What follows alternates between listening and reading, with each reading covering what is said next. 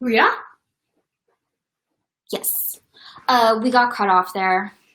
Internet mishap. Do you want to finish your story? So, yeah, I think we do. We have to. I got a live reading and sign, and apparently I thrive best in desert climates.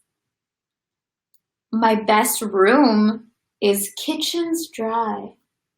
That's my best environment. What's kitchen's dry? Kitchen's dry. What's kitchen's dry? It's like a kitchen. It's only kind of like thing where cooking is going What's on. dry? I think dry is like desert. I don't know. Maybe that's like combined. Maybe that's why it was like your best environment was kitchen's dry, which meant that like in a kitchen. And a kitchen can be many things. I do like kitchens. It's just like where things are being made. And then dry, the climate. Dry. How does that impact the fact that in your mind you have dry skin? I don't know. I didn't think of that. Like, is it good to have dry skin? Not if you're in a dry place. Right. Like, being in a dry place is not good if you have dry skin. Gotta drink a lot of water. Mm. I don't know. I try never to drink water. Yeah. It's one good. I'm on this water fast. Yeah. I don't drink water. It's really good for me. And also, I just think this is funny. I'm supposed to be like snacking throughout the day, which I obviously don't do. Mm-hmm. And I'm only supposed to eat like one thing at a time. Which you do. I do that. You literally naturally. ate only just cauliflower. I know. How did it know? What's the it here? The it is the human design. Oh, I thought you meant how did your body know to obey the design? Oh, it should be that. Yeah. I don't know. So where were we in the catch up? Nothing. That's it. No, we caught up. Prince Andrew is on his back looking at the sky. I think no one's dead that we know of at the moment. Kuza got like smacked in the face or something like that. Yeah, his cheek is bloodied. Yeah. We don't know what's gonna happen. Not much else beside that. Besides all those near-death experiences. So somehow they'll scrape through at 17. Our heroes. Will they? I think they will. We'll see. Somebody better die. I think they will. We shall see. What a surprise. But not anytime soon, I'm guessing. We'll see. We're ready for chapter 17 of book 3. Yes. Let's go. On our right flank, commanded by Bagration, at 9 o'clock the battle had not yet begun. Not wishing to agree to Dolgorukov's demand to commence the action and wishing to avert responsibility from himself, Prince Bagration proposed to Dolgorukov to send to inquire of the commander-in-chief. Is it Aaron? Yeah. Aaron. Yes! Aaron, chapter 17, book 3, and we're wearing book very 3, elegant clothes. Chapter 17, jammies. Again, jammies once more. Once more into the jammies. Okay. Bagration knew that as the distance between the two flanks was more than 6 miles, even if the messenger were not killed, which he very likely would be, and found the commander-in-chief, which would be very difficult, he would not be able to get back before evening. Bagration cast his large, expressionless, sleepy eyes round his suite, and the boyish face Rostov, breathless with excitement and hope, was the first to catch his eye. He said, Majesty, before I meet the commander-in-chief, Your Excellency, said Rostov with his hand to his cap. You can give the message to His Majesty, said Dolgorukov, hurriedly interrupting Bagration. On being relieved from picket duty, Rostov had managed to get a few hours' sleep before morning and felt cheerful, bold, and resolute, with elasticity of movement, faith in his good fortune, and generally in that state of mind which makes everything seem possible, pleasant, and easy. All his wishes were being fulfilled that morning. There was to be a general engagement in which he was taking part. More than that, he was orderly to the bravest general, and still more, he was going with a message to Kutuzov, perhaps even to the Sovereign himself. The morning was bright. He had a good horse under him, and his heart was full of joy and happiness. On receiving the order, he gave his horse the rein and galloped along the line. At first, he rode along the line of Bagration's troops, which had not yet advanced into action but were standing motionless. Then he came to the region occupied by Uvarov's cavalry, and here he noticed a stir and signs of preparation for battle. Having passed Uvarov's cavalry, he clearly heard the sound of cannon and musketry ahead of him. The firing grew louder and louder.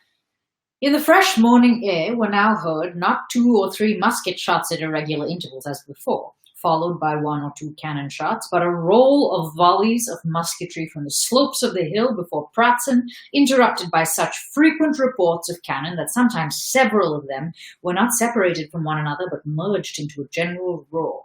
He could see puffs of musketry smoke that seemed to chase one another down the hillsides, and clouds of cannon smoke rolling, spreading, and mingling with one another. He could also, by the gleam of bayonets visible through the smoke, make out moving masses of infantry and narrow lines of artillery with green caissons. Rostov stopped his horse for a moment on a hillock to see what was going on, but strain his attention as he would, he could not understand or make out anything of what was happening. There in the smoke, men of some sort were moving about in front and behind moved lines of troops, but why, whither, and who they were, it was impossible to make out. These sights and sounds had no depressing or intimidating effect on him. On the contrary, they stimulated his energy and determination. Go on, give it them, he mentally exclaimed at these sounds, and again proceeded to gallop along the line, penetrating farther and farther into the region where the army was already in action. How it will be there, I don't know, but all will be well, thought Rostov. Yes, definitely. My dad was saying something about, how you were like, it's like none of them are actually feel endangered or threatened at all. He was like, yep, that's the elites. So, that's the explanation. That one of the things this book is like primarily about is that class, the dinner party class, the elite. Do you mean and how the war goes for them? For them. Right. Well, we don't have any characters who are lower class. Right. In any way. And as he was saying, their detachment from reality, stuff like that, makes it an even more sort of shocking and decisive blow from the Bolsheviks. Mm. So this is like almost the height of their like. Do you mean it's intentionally making a comment on them? I mean, I think it's describing them. Yeah. Yeah. Okay. As being very out of touch and very like. Yeah. Because I was saying something to him about how they're in just like their own strange and fictional narratives. Yeah. That don't feel like. Right. They're all just concerned with like how they're appearing, Positioning, their own glory, their own egos. careers, and they're not really present to the fact that war is going on. Yeah. And he was like, right, that's the. Yeah. Okay. Sorry. What were we? Give it them. Oh, right, but all will be well. Right. After passing some Austrian troops, he noticed that the next part of the line, the Guards, were already in action. So much the better. I shall see it close, he thought. He was riding almost along the front line. A handful of men came galloping towards him.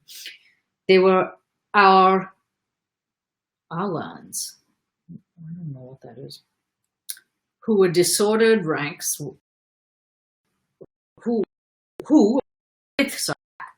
Rostov got out of their way, involuntarily noticed that one of them was bleeding, and galloped on. And Ulan When Ulan. is a cavalry with a lance. Ulans. Ulans. Ulans. Ulans. Ulan. That is no business of mine, he thought. He had not ridden many hundred yards after that before he saw to his left, across the whole width of the field, an enormous mass of cavalry in brilliant white uniforms, mounted on black horses, trotting straight toward him and across his path. Rostov put his horse to full gallop to get out of the way of these men, and he would have got clear had they continued at the same speed, but they kept increasing their pace so that some of the horses were already galloping. Rostov heard the thud of their hoofs and the jingle of their weapons, and saw their horses, their figures, and even their faces more and more distinctly. They were our horse guards, advancing to attack the French cavalry that was coming to meet them. The horse guards were galloping, but still holding in their horses. I don't know what that means.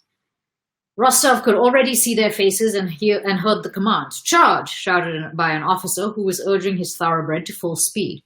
Rostov, fearing to be crushed or swept into the attack on the French, galloped along the front as hard as his horse could go, but still was not in time to avoid them. The last of the horse guards, a huge pockmarked fellow, frowned angrily on seeing Rostov before him, with whom he would inevitably collide. This guardsman would certainly have bowled Rostov and his Bedouin over. Rostov felt himself quite tiny and weak compared to these gigantic men and horses. Had it not occurred to Rostov to flourish his whip before the eyes of the guardsman's horse?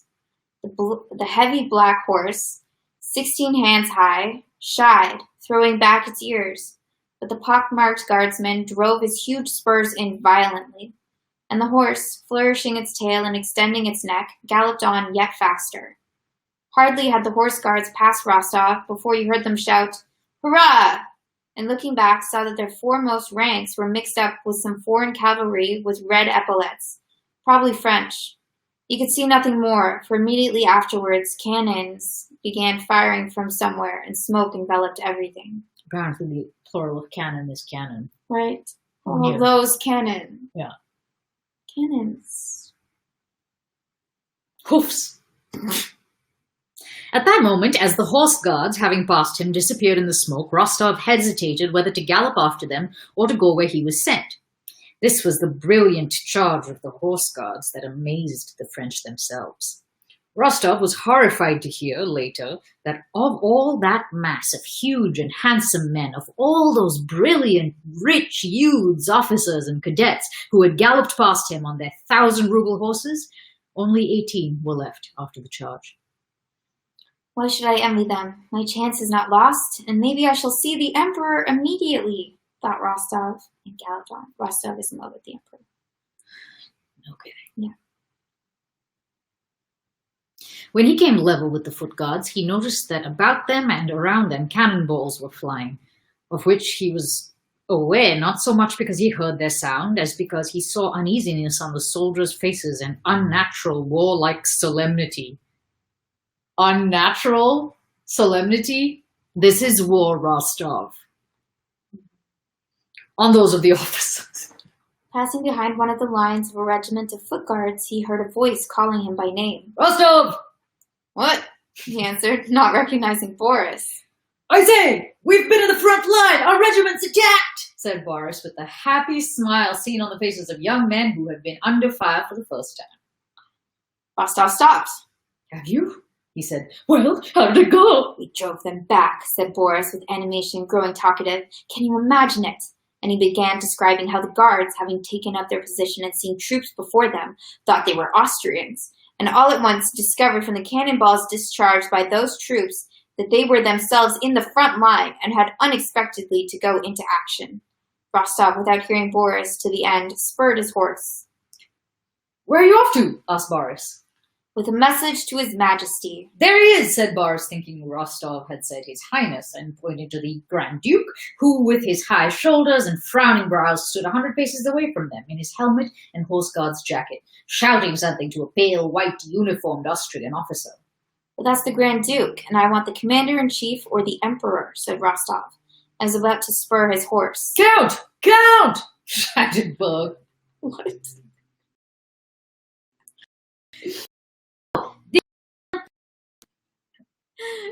Shouted Berg. Count! Count! Shouted Berg. who ran up from the other side as eager as bars. "Count, I am wounded in my right hand!" And he showed his bleeding hand with a handkerchief tied around it. "And I remained at the front. I held my sword in my left hand, Count. All our family, the Von Bergs, have been knights." He said something more, but Rostov did not wait to hear it and rode away. Having passed the guards and traversed an empty space, Rostov, to avoid again getting in front of the first line as he had done when the horse guards charged, followed the line of reserves, going far around the place where the hottest musket fire and cannonade were heard. Suddenly, he heard musket fire quite close in front of him and behind our troops, where he could never have expected the enemy to be. What can it be? He thought. The enemy in the rear of our army? Impossible. I think it's pronounced impossible. Impossible. And suddenly he was seized by a panic of fear for himself and for the issue of the whole battle. But be that what it may, he reflected, there is no riding round it now. I must look for the commander-in-chief here, and if all is lost, it is for me to perish with the rest. He literally is riding around it, though. He's like, yeah, but whatever, I'm doing this. There's none of this. Whatever. Commitment. Commit. Yeah. The foreboding of evil that had suddenly come over Rostov was more and more confirmed the farther he rode into the region behind the village of Pratzen, which was full of troops of all kinds. What does it mean? What is it? Whom are they firing at? Who is firing? Rostov kept asking as he came up to Russian and Austrian soldiers running in confused crowds across his path. "The devil knows! They've killed everybody! It's all up now!" he was told in Russian, German, and Czech by the crowd of fugitives who understood what was happening as little as he did. "Kill the Germans!" shouted one. "May the devil take them, the traitors!" "Zum Henker diese Russen," muttered a German. No kidding. Hang these Russians. Several wounded men passed along the road, and words of abuse, screams, and groans mingled in the general hubbub. Then the firing died down. Rostov learned later that Russian and Austrian soldiers had been firing at one another. God, what does it all mean, thought he.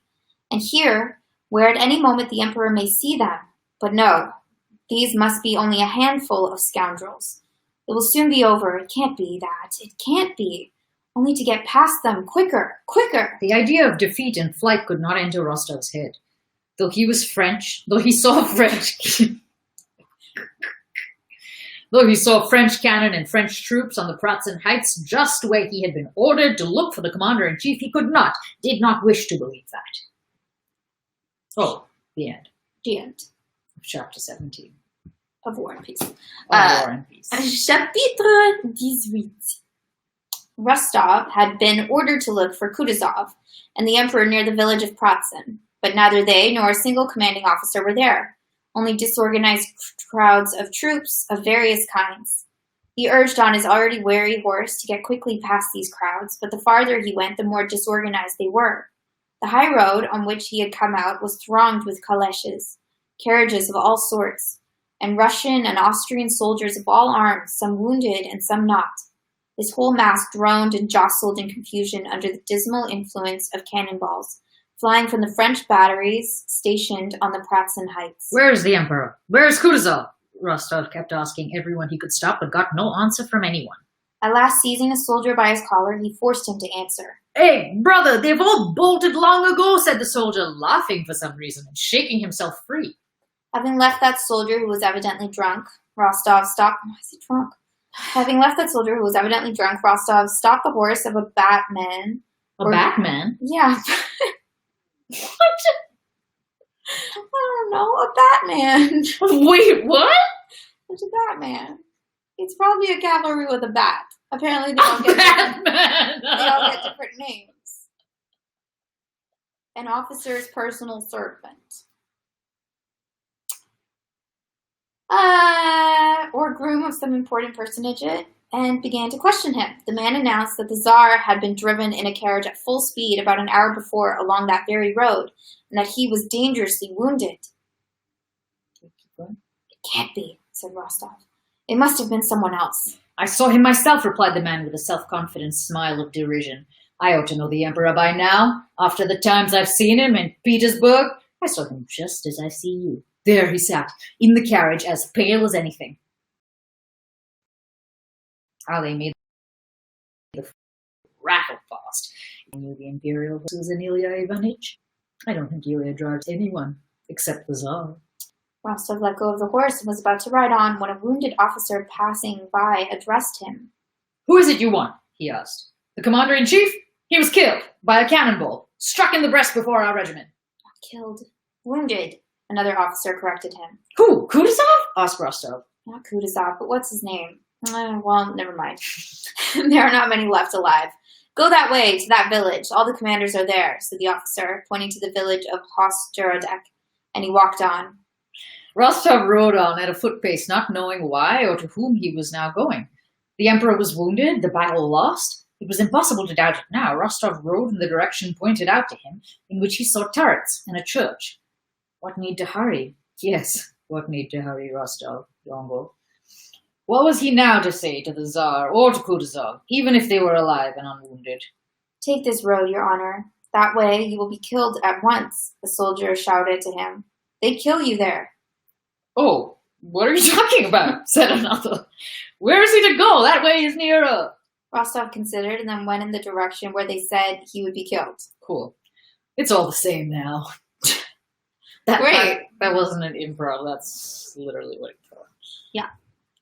It's all the same now. That's what I would think.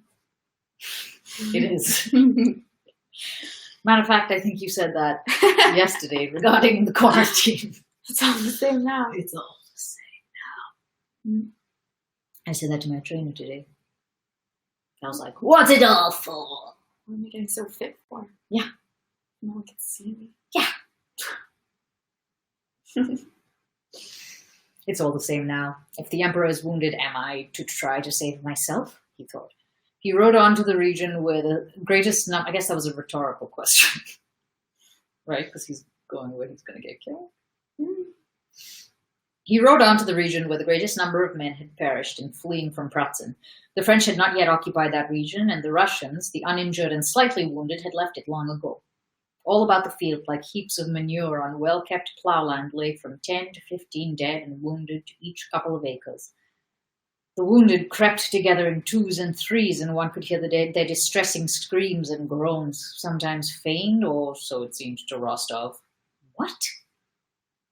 It would seem so to Rostov. Feigned? Yeah. Like, that's not very believable. What is he talking about? Oh. Like Peter Griffin. He's like,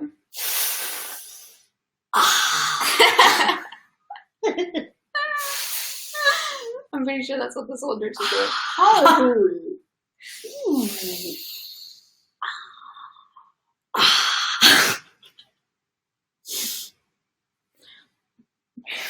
He put his horse to a trot to avoid seeing all these suffering men, and he felt afraid not for his life, but for the courage he needed, of which he knew would not stand the sight of these unfortunates. The French, who had ceased firing at this field strewn with dead and wounded, where there was no one left to fire at, on seeing an adjutant riding over it, trained a gun on him and fired several shots. Cool. The sensation of those terrible whistling sounds and the corpses around him merged in Rostov's mind into a single feeling of terror and pity for himself. He remembered his mother's last letter. What would she feel, thought he, if she saw me here now on this field with the cannon aimed at me? In the village of Hosjerodek, there were Russian troops retiring from the field of battle who, though still in some confusion, were less disordered. The French cannon did not reach there, and the musketry fire sounded far away. Here everyone clearly saw and said that the battle was lost. No one whom Rostov asked could tell him where the emperor or Kutuzov was. Some said the report that the emperor was wounded was correct, others that it was not, and explained the false rumors that had spread by the fact that the emperor's carriage had really galloped from the field of battle with the pale and terrified Oberhof-Marshal Count Tolstoy, who had ridden out to the battlefield with others in the emperor's suite. One officer told Rostov that he had seen someone from headquarters behind the village to the left, and thither Rostov rode, not hoping to find anyone, but merely to ease his conscience. When he had ridden about 2 miles and had passed the last of the Russian troops, he saw, near a kitchen garden with a ditch round it, his hat seemed familiar to Rostov. The other, on a beautiful chestnut horse, which Rostov fancied he had seen before, rode up to the ditch, struck his horse with his spurs, and giving it the rein, leaped lightly over. Only a little earth crumbled from the bank under the horse's hind hooves. Turning the horse sharply, he again jumped the ditch and deferentially addressed the horseman with the white plumes, evidently suggesting that he should do the same. The rider, whose figure seemed familiar to Rostov and involuntarily riveted his attention, made a gesture of refusal with his head and hand, and by that gesture Rostov instantly recognized his lamented and adored monarch. O.M.G. Oh my god, this is his moment. But it can't be he, alone in the midst of this empty field, thought Rostov. At that moment, Alexander turned his head, and Rostov saw the beloved features that were so deeply engraved on his memory. The emperor was pale, his cheeks sunken and his eyes hollow. But the charm, the mildness of his features was all the greater. Rostov was happy in the assurance that the rumors about the emperor being wounded were false. He was happy to be seeing him. He knew that he might and even ought to go straight to him and give the message Dolgorukov had ordered him to deliver. But as a youth in love trembles, is unnerved and dares not utter the thoughts he has dreamed of for nights, but looks around for help or a chance of delay in flight when the longed-for moment comes and he is alone with her, so Rostov, now that he had attained what he had longed for more than anything else in the world, the emperor had 1,000 reasons occurred to him why it would be inconvenient, unseemly, and impossible to do so. What? It is as if I were glad of a chance to take advantage of his being alone and despondent. A strange face may seem unpleasant or painful to him at this moment of sorrow. Besides, what can I say to him now when my heart fails me and my mouth feels dry at the mere sight of him? Not one of the innumerable speeches addressed to the emperor that he had composed in his imagination could he now recall. Those speeches were intended for quite other conditions. They were for the most part to be spoken at a moment of victory and triumph. Generally, when he was dying of wounds and the sovereign had thanked him for heroic deeds, and while dying he expressed the love his actions had proved. He's as bad as Pierre. Mm-hmm. You know how Pierre's like, I can't, I must. It's pretty much the same scenario. It's like, now he needs me, but now's not the right moment. It's the worst moment. It's the only moment.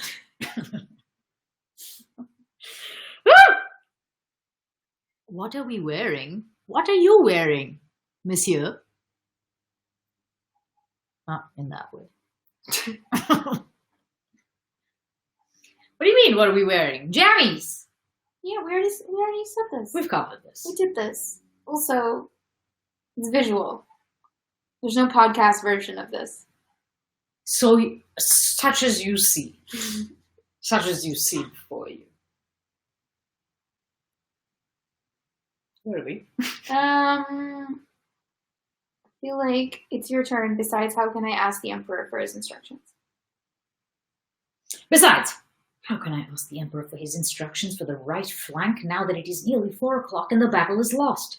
No, certainly I must not approach him. I must not intrude on his reflections. Better die 1,000 times than risk receiving an unkind look or bad opinion from him. Rostov decided, and sorrowfully, and with a heart full despair, he rode away. Okay. Continually looking back at the Tsar, who still remained in the same attitude of indecision. Maybe he needs your help. Maybe he needs you. This is great. While Rostov was thus arguing with himself and riding sadly away, Captain Von Toll chanced to ride to the same spot. Hi, Allo! And seeing the emperor at once, rode up to him, offered his services, and assisted him to cross the ditch on foot. The emperor, wishing to rest and feeling unwell, sat down under an apple tree, and Von Toll remained beside him. Rostov from a distance saw with envy and remorse how Von Toll spoke long and warmly to the emperor. Now the emperor, evidently weeping, covered his eyes with his hand and pressed Von Toll's hand. Could have been That you! could have been your hand, Rostov! You dumbass. Not the one that's hurt. Isn't he hurt in one hand? No, that's another guy. That's Berg, honestly. No. Yeah! It's Nicholas. No, it's that. Nicholas is fine. Oh, wait. Like, he hurt his arm, but not here. No, not here, but it's There was another soldier who came up and was like, "Oh, look, I hurt my hand." No, not that one. Not that Okay. the uncle with the hand. I'm saying, isn't he still injured? Yeah, I think his arm is sprained. What's he doing galloping hither and thither?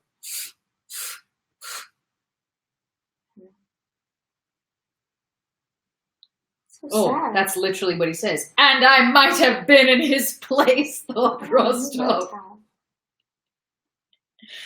And hardly restraining his tears of pity for the emperor, he rode on in utter despair, not knowing where to or why he was now riding. His despair was all His despair was all the greater from feeling that his own weakness was the cause of his grief. It was, that's why. He not only might, but should have gone up to the sovereign. It was a unique chance to show his devotion to the emperor, and he had not made use of it. What have I done, thought he. And he turned around and galloped back to the place where he had seen the emperor. This is like a Hindi movie. But there was no one beyond the ditch now. Only some carts and carriages were passing by. From one of the drivers he learned that Kutuzov's staff were not far off. In the village the vehicles were going to. Rostov followed them. In front of him walked Kutuzov's groom, leading horses and horse cloths. What's a horse cloth? Then came a cart, and behind that... cloth on a horse. I'm guessing. And behind that walked an old bandy-legged domestic serf in a peaked cap and sheepskin coat. "Tit, I say. Tit," said the groom. "What?" answered the old man absently. "Go, Tit, thresh a bit." "Ah, you fool," said the old man, spitting angrily. Some time passed in silence, and then the same joke was repeated. Before 5 in the evening, the battle had been lost at all points. More than 100 cannon were already in the hands of the French. I always want to say Presbolewski here. Is that actually something? From The Wire. Listen, this is a waste of time. What you need to be using this time is watching The Wire. I already thought of that, actually. Doggone Wire. I thought of that.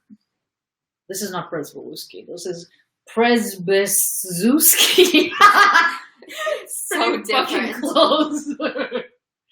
Presbezuski and his corps had laid down their arms. Other columns, after losing half their men, were retreating in disorderly, confused masses. The remains of Langeron's and Doktorov's mingled forces were crowding around the dams and banks of the ponds near the village of August.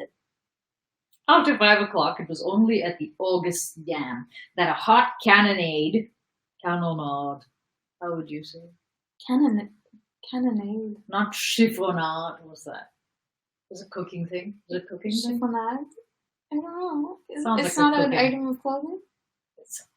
That's chiffon. No, I know chiffonade. I don't know. Really? It sounds to me like some sort of thing you do with Cannonade icing. sounds like something I want to eat. You're getting it confused for chiffon. Okay. Delivered. Oh, a hot cannonade delivered by the French. I know, it sounds delicious. Yummy like French hot cannonade for you.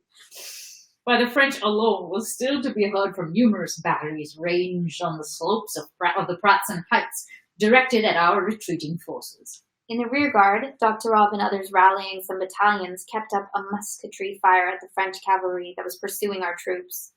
It was growing dusk. On the narrow Escad August Dam, where for so many years the old miller had been accustomed to sit in his tasseled cap peacefully angling, while his grandson, with shirt sleeves rolled up, handling the floundering silvery fish in the watering can, on that dam over which, for so many years, Moravians in shaggy caps and blue jackets had peacefully driven their 2 horse carts loaded with wheat, and had returned dusty with flour whitening their carts. On that narrow dam, amid the wagons and the cannon, under the horses' hoofs and between the wagon wheels, men disfigured by fear of death now crowded together, crushing one another, dying, stepping over the dying, and killing one another, only to move on a few steps and be killed themselves in the same way. Every 10 seconds a cannonball flew, compressing the air around, or a shell burst in the midst of that dense sun. That's your answer to whether or not they're grenades or shells. A shell burst, a shell. Right? Dolokhov, now an officer. Who's Dolokhov? Your boyfriend? Yeah. Oh, sorry. Yeah, Dolokhov. Welcome back. Dolokhov, now an officer. Wounded in the arm and on foot. Oh. I thought he's wounded on the arm and on his foot. My arm and my foot. Wounded in the arm and on foot, with the regimental commander on horseback and some 10 men of his company, represented all that was left of that whole regiment. Impelled by the crowd, they had got wedged in at the approach to the dam and, jammed in on all sides, had stopped because a horse in front had fallen under a cannon and the crowd were dragging it out. A cannonball killed someone behind them. Another fell in front and splashed Dolokhov with blood. The crowd, pushing forward desperately, squeezed together, moved a few steps, and again stopped. Move on 100 yards, and we are certainly saved. Remain here another 2 minutes, and it is certain death, thought each one. Dolokhov, who was in the midst of the crowd, forced his way to the edge of the dam, throwing 2 soldiers off their feet, and ran onto the slippery ice that covered the mill pool. Turn this way, he shouted, jumping over the ice which creaked under him. Turn this way, he shouted to those at the gun. It bears. The ice bore him, but it swayed and creaked. Maybe don't add a cannon then.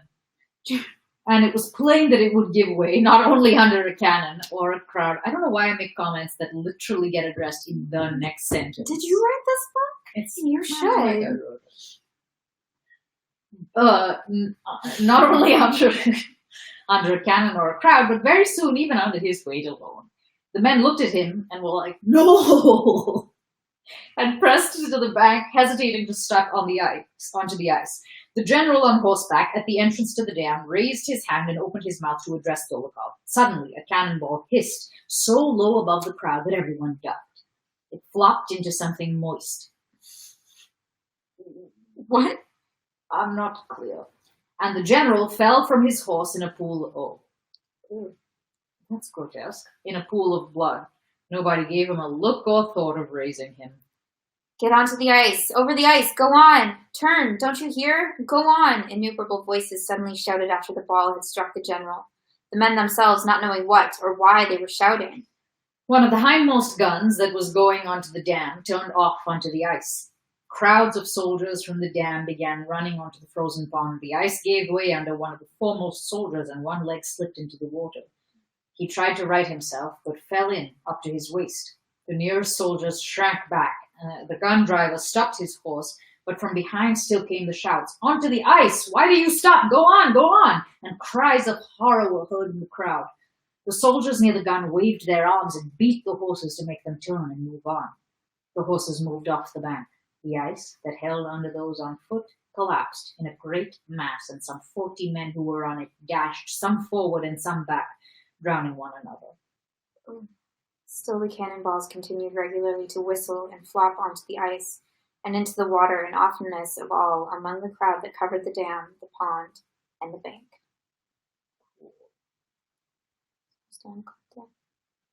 What? Is everyone dead? Are those 40 are? Dolokhov? I mean, he should. No, he's unclear. Not. No, he's all right because he went first. Yeah, but he's the reason everyone's dead. Because he's like, over here, man. It was the only way. Was it? I don't know. Me either. I need like a little diagram.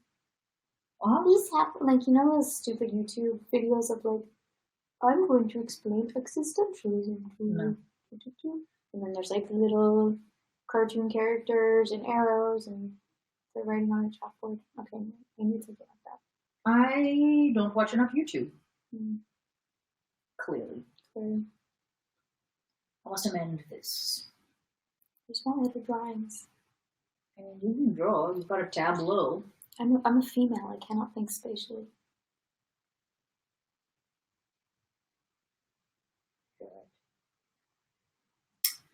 Chapter 19. On the Pratzen Heights, where he had fallen with the flagstaff in his hand, lay Prince Andrew Bolkonsky, bleeding profusely and unconsciously uttering a gentle, piteous, and childlike moan He ceased moaning Oh my god. and became quite still. He did not know how long his unconsciousness lasted. Suddenly he again felt that he was alive and suffering from a burning, lacerating pain in his head. Where is it? That lofty sky that I did not know till now, but saw today, was his first thought. And I did not know this suffering either, he thought. Yes, I did not know anything at all, till now. But where am I? He listened and heard the sound of approaching horses and voices speaking French. He opened his eyes. Above him again was the same lofty sky with clouds that had risen and were floating still higher, and between them gleamed blue infinity. He did not turn his head. He's in L.A. He's come quite a way. He did not turn his head and did not see those who, judging by the sound of hoofs and voices, had ridden up and stopped near him. It was Napoleon, accompanied by 2 aides-de-camp. Oh! Hello. Bonaparte, riding over the battlefield, had given final orders to strengthen the batteries firing at the August Dam, and was looking at the killed and wounded left on the field.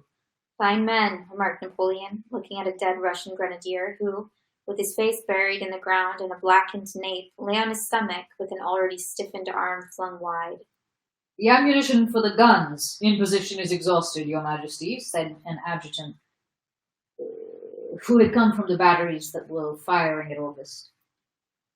Have some brought from the reserve, said Napoleon, and having gone on a few steps, he stopped before Prince Andrew, who lay on his back with the flagstaff that had been dropped beside him.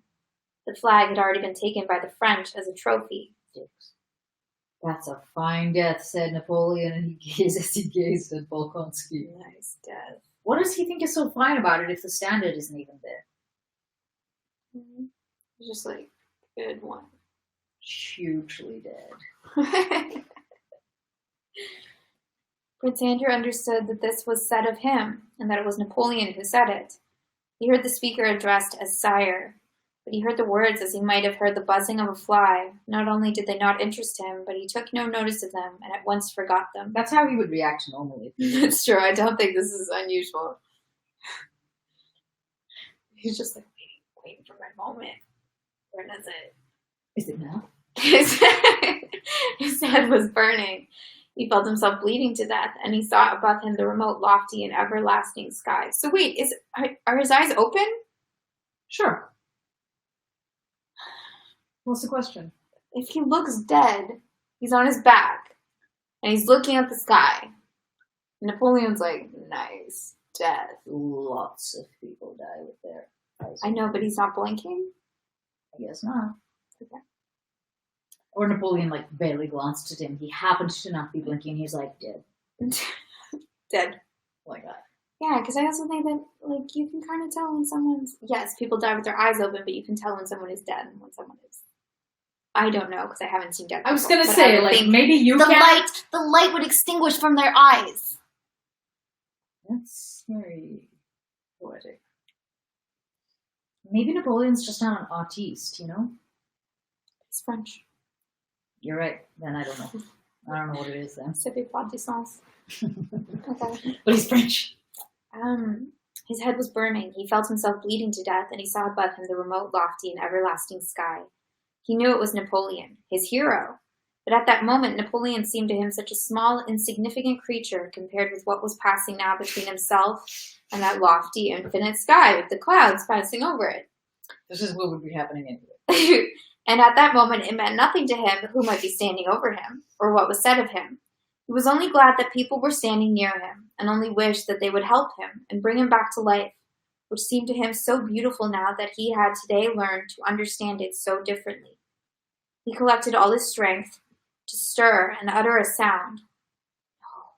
He feebly moved his leg and uttered a weak, sickly groan, which aroused his own pity. Ah! He is alive, said Napoleon. Lift this young man up and carry him to the dressing station. Having said this, Napoleon rode on to meet Marshal Lannes, who, hat in hand, rode out smiling to the emperor to congratulate him on the victory. Prince Andrew remembered nothing more. He lost consciousness from the terrible pain of being lifted onto the stretcher, the jolting while being moved, and the probing of his wound at the dressing station. He did not regain consciousness till late in the day, when, with other wounded and captured Russian officers, to the fore. His charm was stronger and was able to look about him and even speak. The first words he heard on coming to his senses were those of a French convoy officer, who said rapidly, "We must halt here. The Emperor will pass here immediately. It will please him to see these gentlemen prisoners." "There are so many prisoners today, nearly the whole Russian army. But he is probably tired of them," said another officer. "All the same, they say this one is the commander of all the Emperor Alexander's guards," said the first one, indicating a Russian officer in the white uniform with the horse guards. Bolkonsky recognized Prince Repnin, whom he had met in Petersburg society. Beside him stood a lad of 19, also a wounded officer of the horse guards. Bonaparte, having come up at a gallop, stopped his horse. "Which is the senior?" he asked on seeing the prisoners. They named the colonel, Prince Repnin. "You are the commander of the Emperor Alexander's regiment of horse guards?" asked Napoleon. "I commanded a squadron," replied Repnin. "Your regiment fulfilled its duty honorably," said Napoleon. "The praise of a great commander is a soldier's highest reward," said Repnin. "I bestow it with pleasure," said Napoleon. "And who is that young man beside you?" Prince Repnin named Lieutenant Suchtelen. I remember the first violin's name.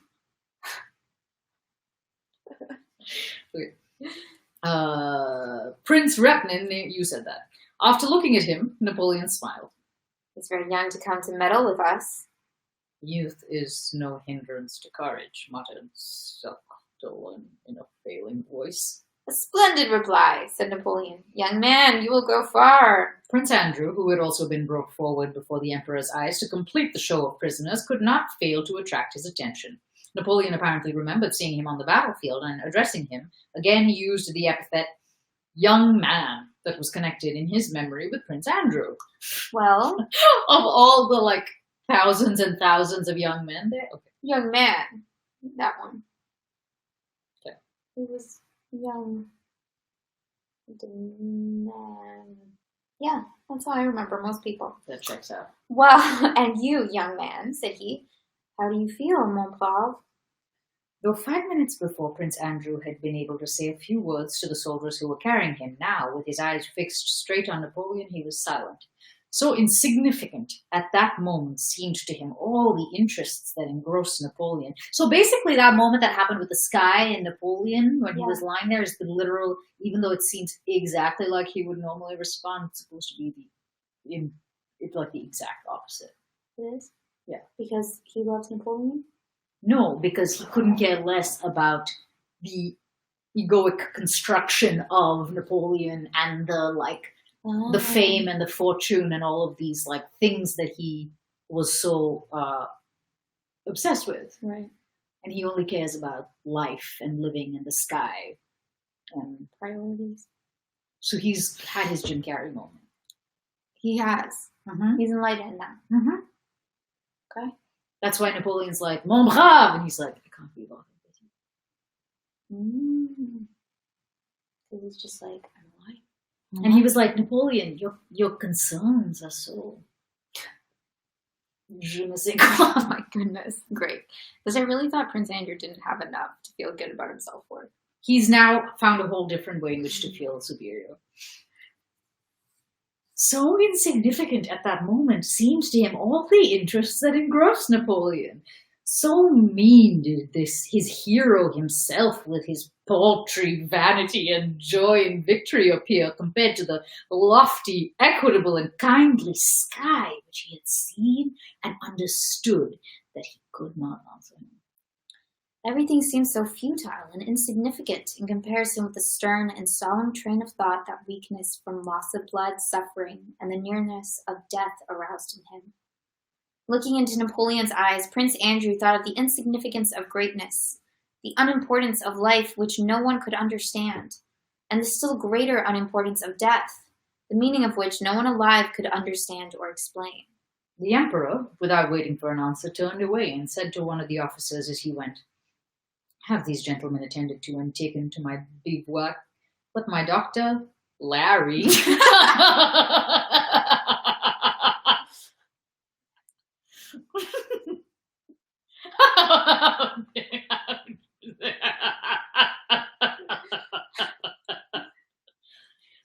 It's not Larry because that would be spelled differently. It'd be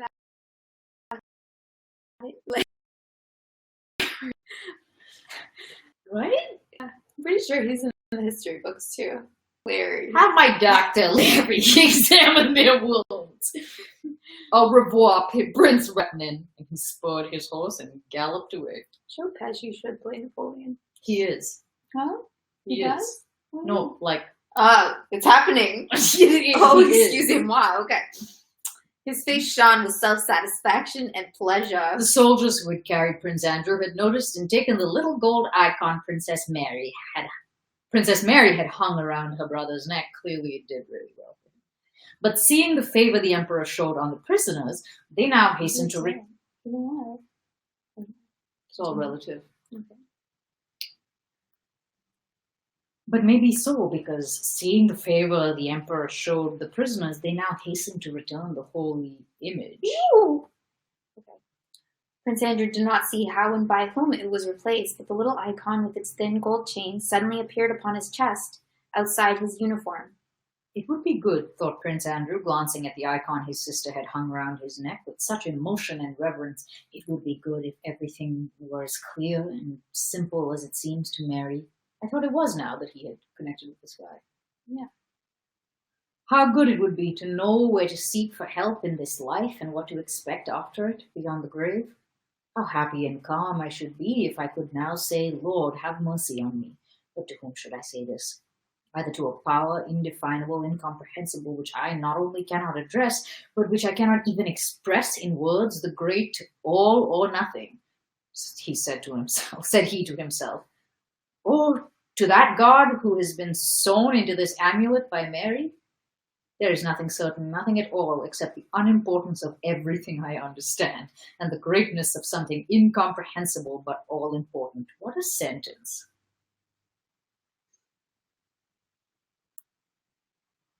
There's nothing certain, nothing at all, except the unimportance of everything I understand, and the greatness of something incomprehensible. Cool. I think I get it. You do? Yeah, I think that's how I live every day. Cool. The stretchers moved on. At every jolt, he again felt unendurable pain. Why isn't he like, oh, but what does pain matter? Not clear. His feverishness increased, and he grew delirious. Visions of his father, wife, sister, and future son, and the tenderness he had felt the night before the battle, the figure of the insignificant little Napoleon, and above all this, the lofty sky, formed the chief subjects of his delirious fancies. The quiet home life and peaceful happiness of Bald Hills presented itself to him.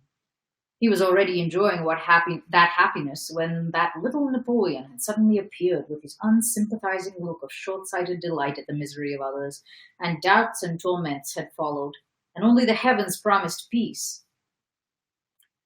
Toward morning, all these dreams melted and merged into the chaos and darkness of unconsciousness and oblivion, which, in the opinion of Napoleon's doctor, Larry, was much more likely to end in death than in convalescence. He is a nervous, bilious subject, said Larry, and will not recover. And Prince Andrew, with others fatally wounded, was left to the care of the inhabitants of the district. Oh, they just left him? They didn't take him? It's not clear what their plan is. Maybe because he's going to die. And they're like, whatever. Doesn't matter. They're like, we don't need a body. That's true. What I'm going to do with the body? That's true. And he's not important enough. Right. Okay. I'll buy that. This is a bilious customer, and he shall die. Bilious. That was the end of book 3, everybody. Yeah. Whew. Ha! What an ending.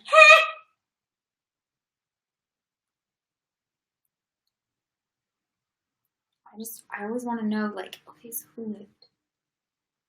I want to know the toll. I mean, I feel like you could find that on Wikipedia. Then maybe just jump to the end of all the books. Oh, you could jump to 14, book 14. Book 14, see who's on the page. I bet there'll be characters that we haven't heard of yet. And I'll be like, where are we now? What's happening? else. It's true. Where are we? It's true. What is happening? I mean, I kind of like we're making fun of it, but I'm like, yeah, Andrew, good for you. No, you love Andrew. I do. Do I? I think I do like him because he hates the world. He is a huge narcissist. Right. And I've never seen such a perfect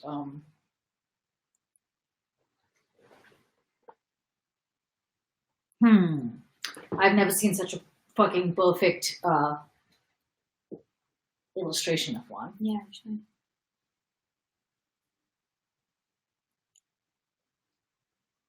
Yeah. It reminds me of a person I know, but even when he's having the like profound, life-changing existential realization, he's still doing it in a way that is wildly narcissistic.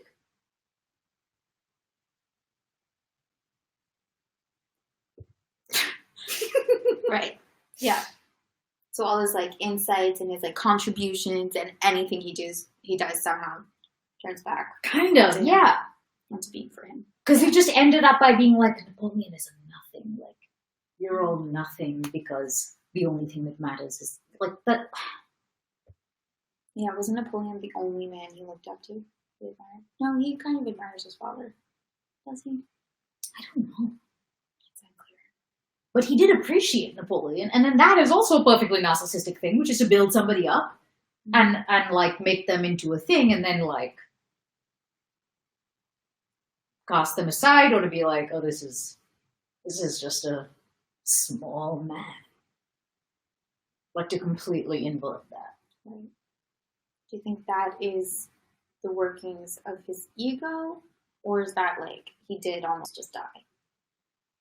Well, that's kind of what I'm saying, is that there are so many other ways if he had an almost died moment, which he obviously did.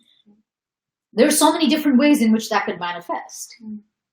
He could, for example, and I don't know what we're supposed to get about Napoleon from that exchange, because it seemed to me that he was genuine, sort of generous and genuine, and yeah.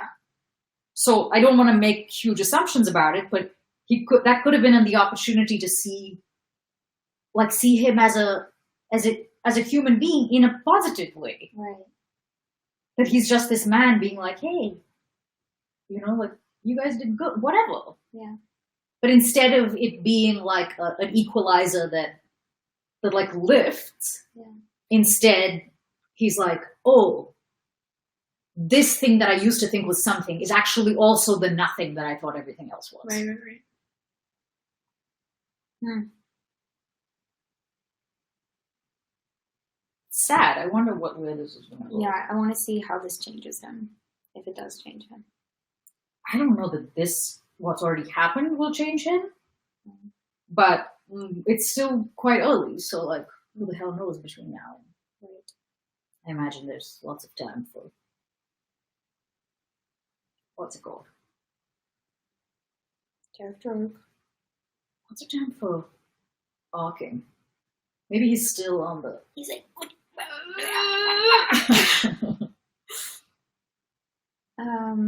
My Kindle just went to sleep. Should we start on book 4 or? Yeah, I think we've been reading that long. We haven't, right? Yeah, so let's start. Book 4. There's a power outage, by which I mean book 4. 1806. So what? 1 year? Maybe we'll see. It depends on whether it's spring. Oh, that's so technical. What was the previous book? It was November. I mean, what year? 1805. How do you know it was November? I was keeping track of the seasons because I was very interested in the weather. Are you serious? Yeah. I remember that they were cold. Yeah. Because of all the great colds. Right. And the ice. And the fires and the ice. The song of the fire and ice. So I think it was November or December. Yes, so right. In which case, I'm not sure. This might just be a few months later. So accurate. Did I actually remember something? Did I retain something? Not only did you retains. Hey, It was this season. deeply technical and specific. Wow. Yeah, I'm Sharpening those skills. a little stunned. Okay. Good jobs. Thanks. Okay, chapter 1. Oh, it's early in the year. Aha! Early in the year? Early in the year, 1806, Nicholas Rostov returned home on leave. Denisov, I fucking forget who Denisov is. He's the guy who can't pronounce his R's. Yes. Yeah. Denisov was going home to Voronezh, and Rostov persuaded him to travel with him as far as Moscow and to stay with him there. Meeting a comrade at the last post station but one before Moscow, Denisov had drunk 3 bottles of wine with him, and despite the jolting ruts across the snow-covered road, did not once wake up on the way to Moscow, but lay at the bottom of the sleigh beside Rostov, who grew more and more impatient the nearer they got to Moscow. How much longer? How much longer? Oh, these insufferable streets, shops, bakers, signboards, street lamps, and sleighs. Are you serious? Yeah. Cool. Thought Rostov when their leave permits had been passed at the town gate and they had entered Moscow. Denisov, we're here. He's asleep, he added, leaning forward with his whole body, as if in that position he hoped to hasten the speed of the sleigh. Denisov gave no answer. There's the corner of the crossroads where the cabman, Zakhar, has his stand, and there's Zakhar himself, and still the same horse. And here's the little shop where we used to buy gingerbread. Oh, can't you hurry up? Now then. Which house is it? Asked the driver. Why, that one, right at the end, the big one. Don't you see? That's our house, said Rostov. Of course it's our house. Denisov! Denisov, we're almost there. Denisov raised his head, coughed, and made no answer. Dmitri, said Rostov to his valet on the box, those lights are in our house, aren't they? Yes, sir, and there's a light in your father's study. Then they've not gone to bed yet. What do you think? What do you think? Mind now, don't forget to put out my new coat. Put it out where? Added Rostov, fingering his new mustache. Go, Rose. Now then, get on, he shouted to the driver. Do wake up, Vaska, he went on, turning to Denisov, whose head was again nodding. Come, get on. You shall have 3 rubles for vodka. Get on. Rostov shouted when the sleigh was only 3 houses from his door. It seemed to him the horses were not moving at all. At last, the sleigh bore to the right, drew up at an entrance, and Rostov saw overhead the old familiar cornice. I don't know that word. With a bit of plaster broken off, the porch, and the post by the side of the pavement. He sprang out before the sleigh stopped and ran into the hall. The house stood cold and silent, as if quite regardless of who had come into it. There was no one in the hall. Oh, God, is everyone all right? He thought, stopping for a moment with a sinking heart, and then immediately starting to run along the hall and up the warped steps of the familiar staircase. The well-known old door handle, which always angered the Countess when it was not properly cleaned, turned as loosely as ever. A solitary tallow candle burned in the anteroom. Old Michael was asleep on the chest. Prokofy, the footman, who was so strong that he could lift the back of the carriage from behind him, sat plaiting slippers out of cloth selvages. He looked up at the opening door, and his expression of sleepy indifference suddenly changed to one of delighted amazement. Gracious heavens, the young Count, he cried, recognizing his young master. Can it be? My treasure! And Prokofy, trembling with excitement, rushed toward the drawing-room door, probably in order to announce him, but changing his mind, came back and stooped to kiss the young man's shoulder. All well? Asked Rostov, drawing away his arm. Yes, God be thanked, yes. They've just finished supper. Let me have a look at you, Your Excellency. Is everything quite all right? The Lord be thanked, yes. Rostov, who had completely forgotten Denisov, not wishing anyone to forestall him, threw off his fur coat and ran on tiptoe through the large, dark ballroom. All was the same. There were the same old card tables and the same chandelier with the cover over it. But someone had already seen the young master, and, before he had reached the drawing-room, something flew out from a side door like a tornado and began hugging and kissing him. Another and yet another creature of the same kind sprang from the second door, and a third. More hugging, more kissing, more outcries and tears of joy. He could not distinguish which was Papa, which him at the same time. Only his mother was not there. He noticed that. And I did not know, Nicholas, my darling. Here he is, our own Kolya. Dear fellow, how has he changed? Where are the candles? Tea? And me, kiss me! Dearest, and me! Sonia, Natasha, Petya, Anna Mikhailovna, Vera, and the old count were all hugging him, and the serfs, men and maids flocked into the room, exclaiming and oohing and eyeing. Petya, clinging to his legs, kept shouting, and me too! Natasha, after she had pulled him down towards her and covered his face with kisses, holding him tight by the skirt of his coat, sprang away and pranced up and down in one place like a goat and shrieked piercingly. All around were loving eyes glistening with tears of joy, and all around were lips seeking a kiss. Sonia, too, all rosy red, clung to his arm and, radiant with bliss, looked eagerly toward his eyes, waiting for the look for which she longed. Sonia now was 16, and she was very pretty. Especially at this moment of happy, rapturous excitement. Yes, this is the rapture. She gazed at him, not taking her eyes off him, and smiling and holding her breath. He gave her a grateful look, but was still expectant in looking for someone. The old countess had not yet come. But now steps were heard at the door, steps so rapid that they could hardly be his mother's. Yet it was she, dressed in a new gown which he did not know, made since he had left. All the others let him go, and he ran to her. When they met, she fell on his breast, sobbing. She could not lift her face, but only pressed it to the cold braiding of his hussar jacket. Denisov, who had come into the room unnoticed by anyone, stood there and wiped his eyes at the sight. Vasily Denisov, your son's friend, he said, introducing himself to the count, who was looking inquiringly at him. We're most welcome. I know, said the count, kissing and embracing Denisov. Nicholas wrote us. Natasha, Vera, look. Here is Denisov. The same happy, rapturous faces turned to the shaggy figure of Denisov. Darling Denisov, screamed Natasha, beside herself with rapture, springing to him, putting her arms around him, and kissing him. This escapade made everybody feel confused. Denisov blushed too, but smiled and, taking Natasha's hand, kissed it. Denisov was shown to the room prepared for him, and the Rostovs all gathered around Nicholas in the sitting room. The old countess, not letting go of his hand and kissing it every moment, sat beside him. The rest, crowding round him, watched every movement, word, or look of his, never taking their blissfully adoring eyes off him. His brother and sisters struggled for the places nearest to him and disputed with one another who should bring him his tea, handkerchief, and pipe. Who's the second sister? Vera. Yeah. Rostov was very happy in the love they showed him. But the first moment of meeting had been so beatific that his present joy seemed insufficient, and he kept expecting something more, and yet more. Next morning, after the fatigues of their journey, the travelers slept till 10 o'clock. In the room next to their bedroom, there was a confusion of sabers, satchels, saber-tatters, open portmanteaus, and dirty boots. 2 freshly cleaned pairs with spurs had just been placed by the wall.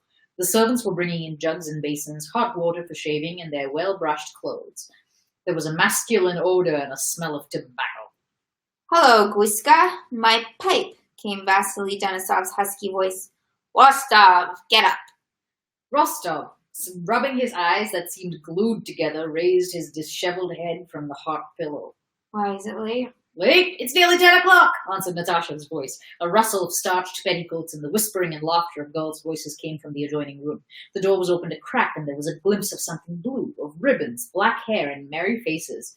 It was Natasha, Sonia, and Petya, who had come to see whether they were getting up. Nicholas, get up, Natasha's voice was again heard at the door. Directly.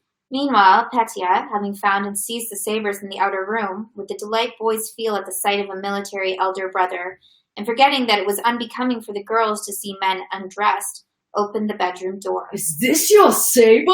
He shouted. The girls sprang aside. Denisov hid his hairy legs under the blanket, looking with a scared face at his comrade for help. The door, having let Petya in, closed again. Sound of laughter came from behind it. Nicholas, come out in your dressing gown, said Natasha's voice. Is this your saber? Asked Petya. Or is it yours? He said, addressing the black-mustached Denisov with servile deference. Rostov hurriedly put something on his feet, drew on his dressing gown, and went out. Natasha had put on one spurred boot and was just getting her foot into the other. round her dresses into a balloon and sit down. I used to do that. They were dressed alike in new pale blue frocks and were both fresh, rosy, and bright. Sonia ran away, but Natasha, taking her brother's arm, led him into the sitting room where they began talking. They hardly gave one another time to ask questions and give replies concerning 1,000 little matters which could not interest anyone but themselves.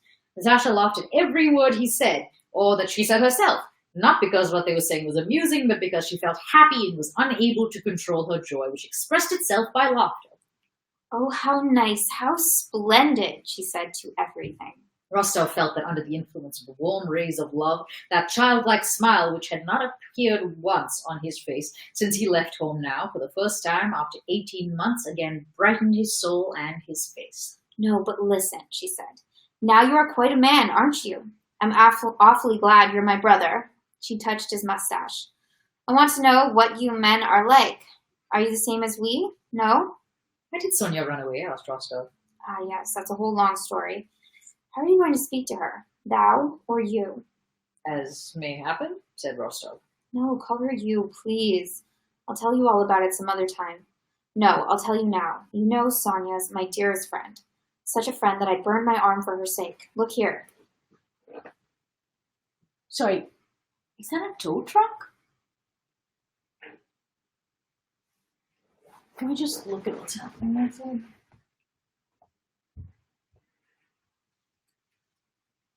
Yeah.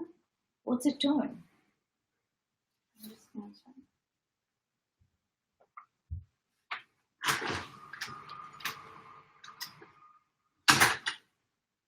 "Hold, please."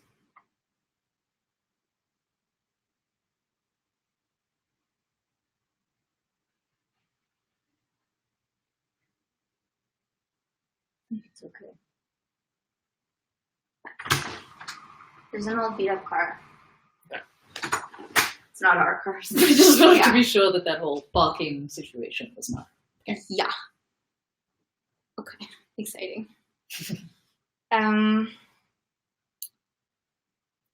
Look here.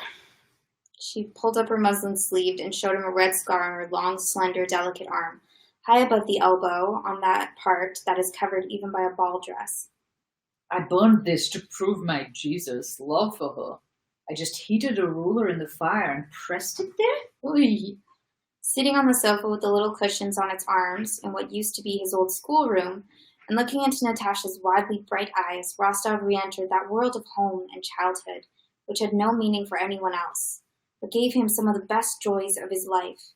And the burning of an arm with a ruler as a proof of love did not seem to him senseless. He understood and was not surprised at it. "Well, and is that all?" he asked. "We are such friends, such friends. All that ruler business was just nonsense. "Cool. But we are friends forevers. She, if she loves anyone, does it for life. But I don't understand that. I forget quickly." "Well, what then?" "Well, she loves me, and you like that. She loves me, and you like that." I think that's how it's I think that might be how it is. Yeah. I told you sometimes the punctuation's a bit weird, isn't it? It's a bit odd. It's hard to know. There seems like there are a lot of commas, but then in places where you're like there has to be one to figure out what's happening in this sentence, there suddenly isn't. Yeah. Natasha suddenly flushed. Ooh. "Why, you remember before you went away? Well, she says you are to forget all that. She says, I shall love him always, but let him be free. Isn't that lovely and noble? Yes, very noble, isn't it?" asked Natasha so seriously and excitedly that it was evident that what she was now saying she had talked of before with tears. Rostov became thoughtful. "Never go back on my word," he said. "Besides, Sonia is so charming that only a fool would renounce such happiness." No, cried Natasha. "She and I have already talked it over. We knew you'd say so, but it won't do because, you see, if you say that, if you consider yourself bound by your promise, it will seem as if she had not meant it seriously. It makes it as if you were marrying her because you must, and that wouldn't do at all." Rostov saw that it had been well considered by them.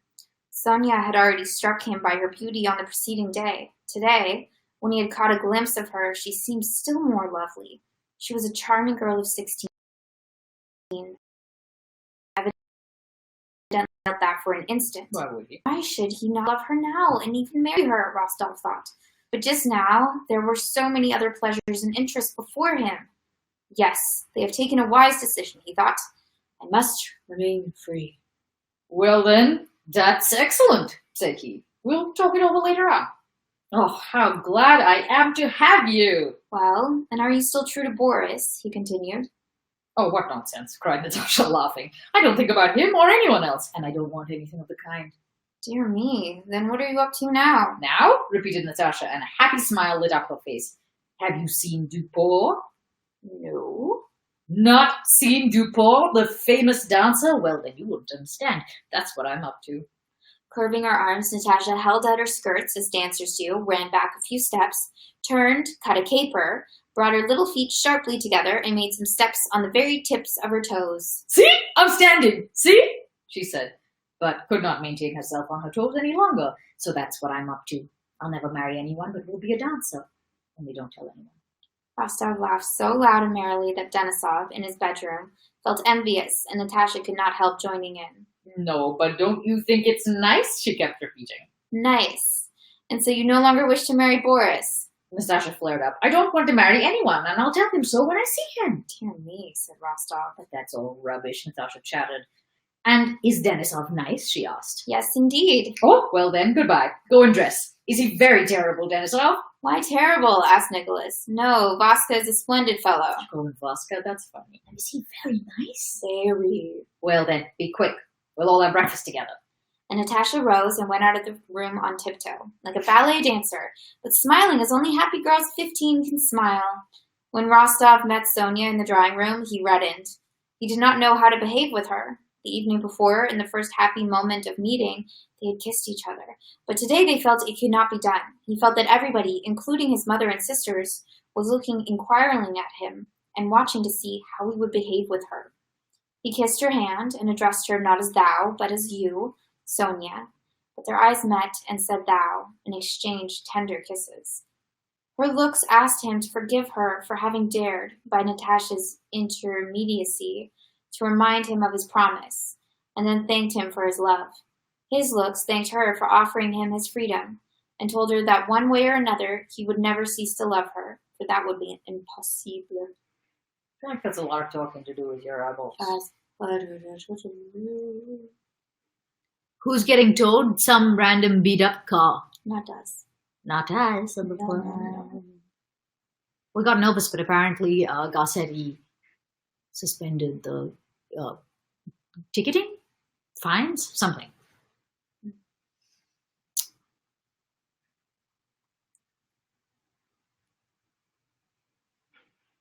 How strange it is, said Vera, selecting a moment when all was silent, that Sonia and Nicholas now say you to one another. What? Do you understand that, the you and the thou? Oh, say you to, again, there's no punctuation that... Right.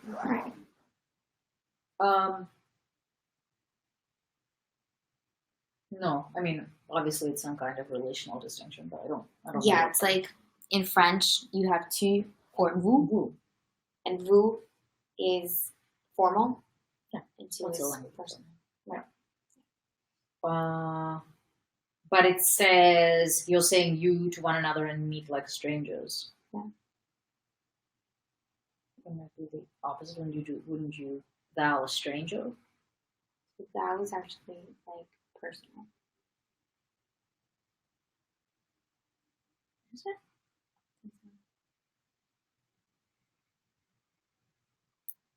Where did that come from?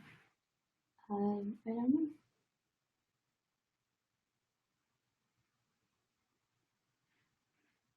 Huh. Interesting. I don't know a lot about the origins of you.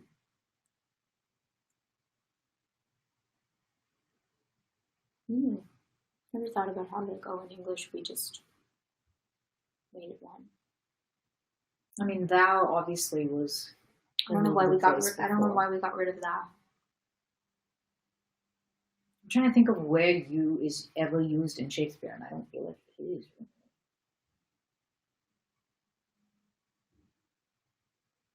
Yeah, I think it is. later, as well as the other thing. What was the thing? There was something else. Cannonade? Chiffonade? Chiffonade? How strange it is, said Vera, selecting a moment when all was silent, that Sonia and Nicholas now say you to one another and meet like strangers. Vera's remark was correct, as her remarks always were. But like most of her observations, it made everyone feel uncomfortable. Not only Sonia, Nicholas, and Natasha, but even the old Countess, who, dreading this love affair which might hinder Nicholas from making a brilliant match, blushed like a girl. Denisov, forgot. Denisov, to Rostov's surprise, appeared in the drawing room with pomaded hair, perfumed, and in a new uniform, looking just as smart as he made himself when going into battle. And he was more amiable to the ladies and gentlemen than Rostov had ever expected to see him. Oh, end of. Aaron, I don't know, the neighbor's car. Did you bark on our street? It's you. Because it's not you. It is thy car. Continue? Sure. I'm trying to decide if I should break my hot chocolate.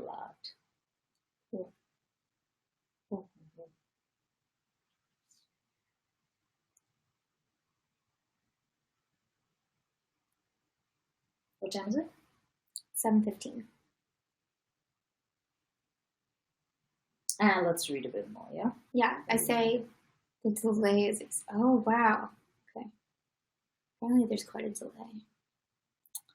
So is it live? It's a good question. The delay is extraordinary. Mm-hmm. We're on chapter 2. Okay. On his return to Moscow from the army, Nicholas Rostov was welcomed by his home circle as the best of sons, a hero, and their darling Nikolenka. But his relations as a charming, attractive, and polite young man, by his acquaintances as a handsome lieutenant of hussars, a good dancer, and one of the best matches in the city. The Rostovs knew everybody in Moscow. The old count had money enough that year, so all his estates had been remortgaged, and so Nicholas, acquiring a trotter of his own, very stylish riding breeches of the latest cut, such as no one else yet had in Moscow, and boots of the latest fashion with extremely pointed toes and small silver spurs, passed his time very gaily. After a short period of adapting himself to the old conditions of life, Nicholas found it very pleasant to be home again. He felt that he had grown up and matured very much. His despair at failing in a scripture examination, his borrowing money from Gavril to pay a sleigh driver. Sleigh driver? Did I just say sleigh driver? I hope so. His kissing Sonia on the sly, he now recalled all this as childishness he had left immeasurably behind. Now he was a lieutenant of hussars, in a jacket laced with silver, and wearing the cross of St. George awarded to soldiers for bravery in action, and in the company of well-known elderly and respected racing men, was training a trotter of his own for a race. He knew a lady on one of the boulevards whom he visited of an evening. Confusing. He led the mazurka at the Akharov's ball, talked about the war with Field Marshal Kamensky, visited the English club, and was on intimate terms with a colonel of 40 to whom Denisov had introduced him. His passion for the emperor had cooled somewhat in Moscow, but still, as he did not see him and had no opportunity of seeing him, he often spoke about him and about his love for him, letting it be understood that he had not told all, and that there was something in his feelings for the emperor not everyone could understand. And with his whole soul he shared the adoration then common in Moscow for the emperor, who was spoken of as the angel incarnate. During Rostov's short stay in Moscow before rejoining the army, he did not draw closer to Sonia, but rather drifted away from her. She was very pretty and sweet, and evidently deeply in love with him, but he was at the period of youth when there seems so much to do that there is no time for that sort of thing, and the young man fears to bind himself and prizes his freedom, which he needs for so many other things. When he thought of Sonia during this stay in Moscow, he said to himself, there will be, and there are many more such girls somewhere whom I do not yet know.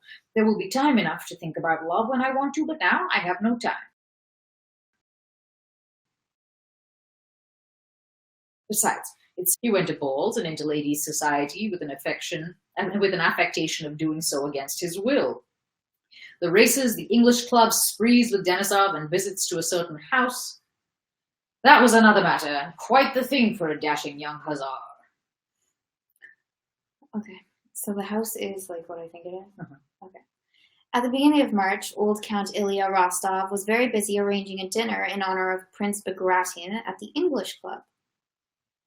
The Count walked up and down the hall in his dressing gown, giving orders to the club's steward and to the famous Feoctist, the club's head cook, about asparagus, fresh cucumbers, strawberries, veal, and fish for this dinner. It sounds like a dinner constructed by my nephew. The Count had been a member and on the committee of the club from the day it was founded. To him, the club entrusted the arrangements of the festival in honor of Bagration, for few men knew so well how to arrange a feast on an open-handed, hospitable scale, and still fewer men would be so well able and willing to make up out of their own resources what might be needed for the success of the fete.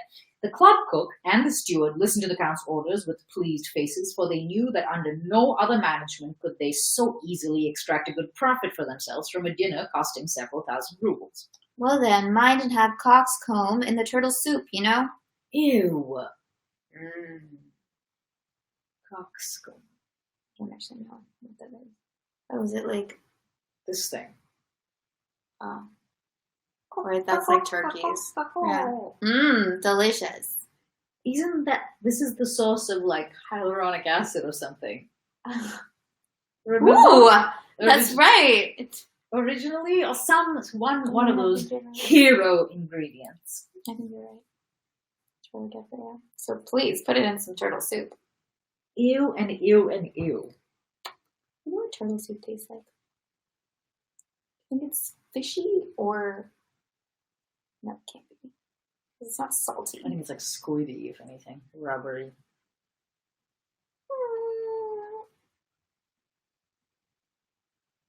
I don't like it. I don't like to eat turtles.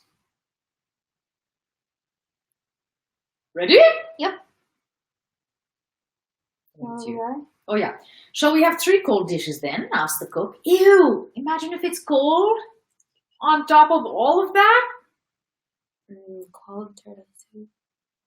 When I was in South Africa, I lied about being vegetarian because I didn't want to eat the chicken feet. Oh, and you weren't vegetarian? No, at the time? Not. Right. I'm vegetarian. I literally bold-faced lied. It was a rare thing for me. Chicken feet. Like of all things, I think chicken feet is not that bad. What? I would...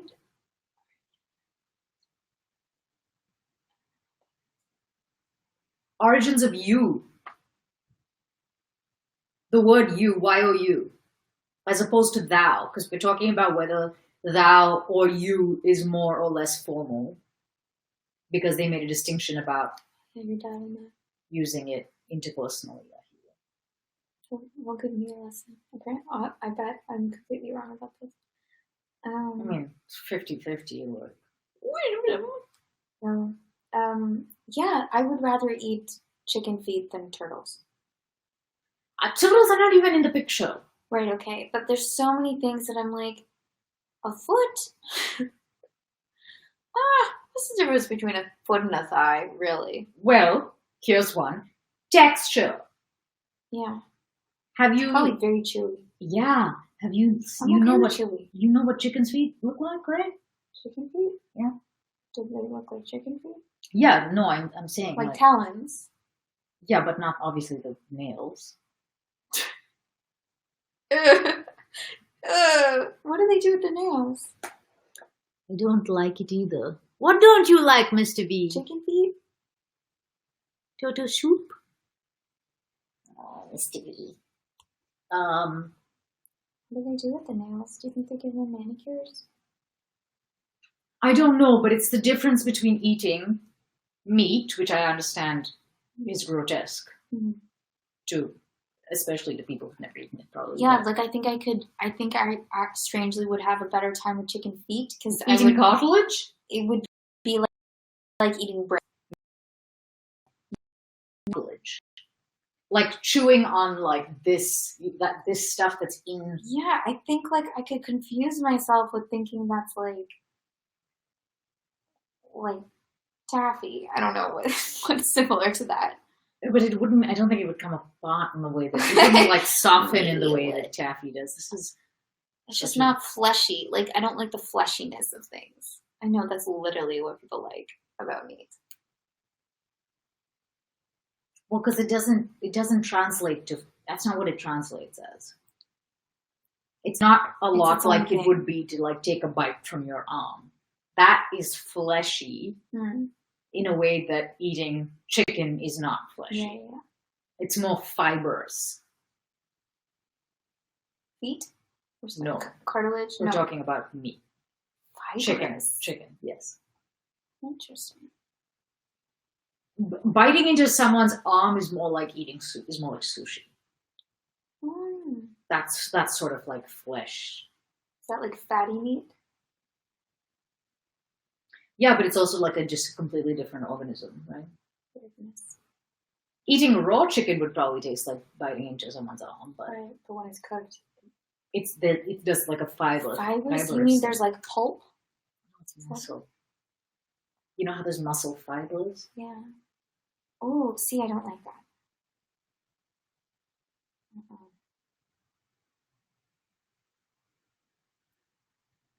That's why I didn't like salmon, because it came apart, and I was like, because it came apart. Like, you know what I mean? They're like, ooh, it's like flaky. I don't like that. They just stay together. I want it to be like Jell-O. And I guess tofu is like that. So maybe I thought it would be more like tofu because that's used as an alternative, and it's not like that at all.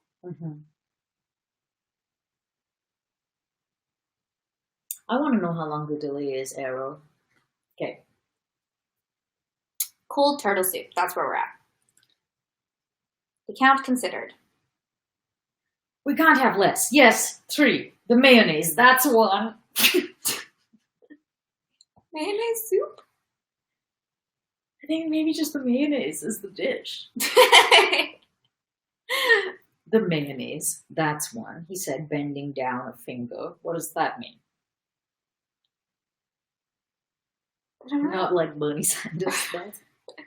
Then am I to order these large sterlets? Asked the steward. Yes. It can't be helped if they won't take less. I don't know what's happening. Ah, dear me, I was forgetting. We must have another entree. Ah, goodness gracious. He clutched at his head. Who is going to get me the flowers? Dmitri! Hey, Dmitri! Gallop off to our Moscow estate. He said to the factotum who appeared at his call. Hurry up and tell Maxim, M-A-K-S-I-M, the gardener, to set the serfs to work. Say that everything out of the hothouses must be brought here well wrapped up in felt. I must have 200 pots here on Friday. Having given several more orders, he was about to go to his little countess to have a rest, but remembering something else of importance, he returned again, called back the cook and the club steward, and again began giving orders. A light footstep and the clinking of spurs were heard at the door, and the young count, handsome, rosy, and with dark little mustache, chicken feet, evidently rested and made sleeker by his easy life in Moscow, entered the room. Ah, my boy, my head's in a whirl, said the old man with a smile, as if he felt a little confused before his son. Now, if you would only help a bit, I must have singers too. I shall have my own orchestra. But shouldn't we, sorry, what kid is this? I think it's Nicholas. Rosie, I got a bit confused. I shall have my own orchestra, but shouldn't we get the gypsy singers as well? Yes, you definitely should. You military men like that sort of thing. Right. They have great taste. Really, Papa. I believe Prince Bagration worried himself less for the Battle of Schön-Grabern than you do now. Oh, because he would know, because he was at the Battle of Schön-Grabern. Said his son with a smile. The old count pretended to be angry. Yes, you talk, but try it yourself. And the count turned to the cook, who, with a shrewd and respectful expression, looked observantly and sympathetically at the father and son. What have the young people come to nowadays, eh, Theoctist? Said he, laughing at us old fellows. That is so, Your Excellency. Old and serving it all up, not their business. That's it, exclaimed the Count, and gaily seizing his son by both hands, he cried, "Now I've got you! So take the sleigh and pair at once, and go to Bezúkhov's, and tell him Count Ilya has sent you to ask for strawberries and fresh pineapples. We can't get them from anyone else. He's not there himself." Is that Pierre? Ah, yes. I believe. Yes, it is. "We can't get them from anyone else. He's not there himself, so you'll have to go in and ask the princesses. And from there, go on to Rasgulye. The coachman Ipatka knows.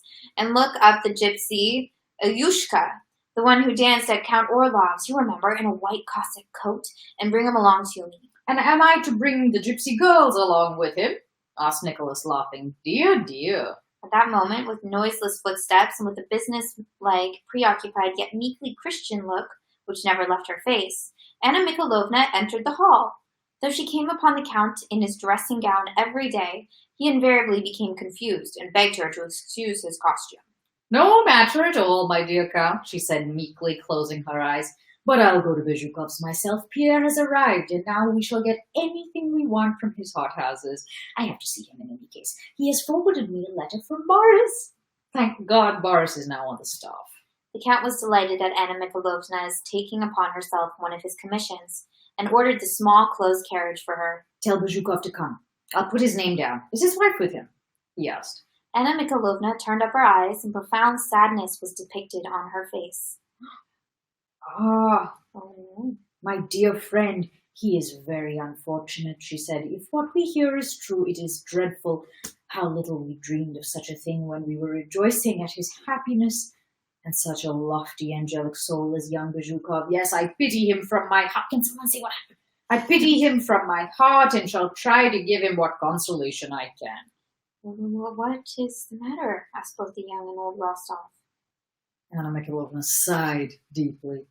Dolokhov, Mary Ivanovna's son, she said in a mysterious whisper, has compromised her completely, they say. What? Pierre took him up, invited him to his house in Petersburg, and now she has come here, and that daredevil after her, said Anna Mikhailovna, wishing to show her sympathy for Pierre, but by involuntary intonations and a half-smile betraying her sympathy for the daredevil, as she called Dolokhov. They say Pierre is quite broken by his misfortune. Dear, dear. But still tell him to come to the club. It will all blow over. It will be a tremendous banquet. Next day, the 3rd of March, soon after 1 o'clock, 250 members of the English Club and 50 guests were awaiting the guest of honor and hero of the Austrian campaign, Prince Bagration, to dinner. On the first arrival of the news of the Battle of Austerlitz, Moscow had been bewildered. At that time, the Russians were so used to victories that on receiving news of the defeat, some would simply not believe it, while others sought some extraordinary explanation of so strange an event. In the English Club, where all who were distinguished, important, and well-informed foregathered when the news began to arrive in December, nothing was said about the war and the lost battle, as though all were in a conspiracy of silence. The men who set the tone in conversation, Count Rostopchin, Prince Yuri Dolgorukov, Valuev, Count Markov, and Prince Vyazemsky, did not show themselves at the club, but met in private houses, in intimate circles, and the Muscovites, who took their opinions from others, Ilya Rostov among them, remained for a while without any definite opinion on the subject of the war and without leaders. The Muscovites felt that something was wrong, and that to discuss the bad news was difficult, and so it was best to be silent. But after a while, just as a jury comes out of its room, the bigwigs who guided the club's opinion reappeared, and everybody began speaking clearly and definitely. Reasons were found for the incredible, unheard of, and impossible event of a Russian defeat. Everything became clear, and in all corners of Moscow, the same things began to be said. These reasons were the treachery of the Austrians, a defective commissariat. Yes, that's for sure. The treachery of the Pole Przebyszuski and of the Frenchmen Langer and Kutuzov's incapacity and, it was whispered, the youth and inexperience of the sovereign who had trusted worthless and insignificant people. But the army, the Russian army, everyone symbols of valor. The soldiers, officers, and generals were heroes, but the hero of heroes was Prince Bagration, distinguished by his Schöngrabern affair and by the retreat from Austerlitz, where he alone had withdrawn his column unbroken and had all day beaten back an enemy force twice as numerous as his own. What also conduced to Bagration's being selected, that's weird, as Moscow's hero was the fact that he had no connections in the city and was a stranger there. In his person, honor was shown to a simple fighting Russian soldier without connections and intrigues, and to one who was associated by memories of the Italian campaign with the name of Suvorov. Moreover, paying such honor to Bagration was the best way of expressing disapproval and dislike of Kutuzov. Had there been no Bagration, it would have been necessary to invent him, said the witch Shinshin, parodying the words of Voltaire. Kutuzov no one spoke of, except some who abused him in whispers, calling him a court weathercock and an old satyr. All Moscow repeated Prince Dolgorukov's saying, "If you go on modeling and modeling, you must get smeared with clay," suggesting consolation for our defeat by the memory of former victories, and the words of Rostopchin, that French soldier, Rostopchin. What? I don't know. Oh, not the French soldier. I thought he was French suddenly. I was like, wait. Oh, yeah. And the words of Rostopchin, that French soldiers have to be incited to battle by highfalutin words and Germans by logical arguments to show them that it is more dangerous to run away than to advance, but the Russian soldiers only need to be restrained and held back. On all sides, new and fresh anecdotes were heard of individual examples of heroism shown by our officers and men at Austerlitz. One had saved a standard. We know who that was. Cool. Another had killed 5 Frenchmen. A third had loaded 5 cannons single-handed.